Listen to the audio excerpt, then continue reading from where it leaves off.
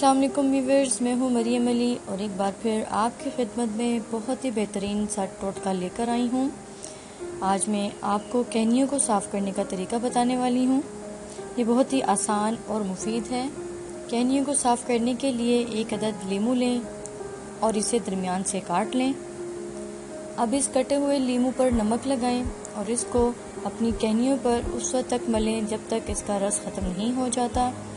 आप इस अमल को एक हफ़्ता लगातार दोहराएं। उसके बाद आप 1 या 2 दिन के गैप के साथ ये काम करें। आपकी कहनियों पर से मैल कुचैल साफ़ होता जाएगा और इसकी रंगत भी साफ़ होती जाएगी।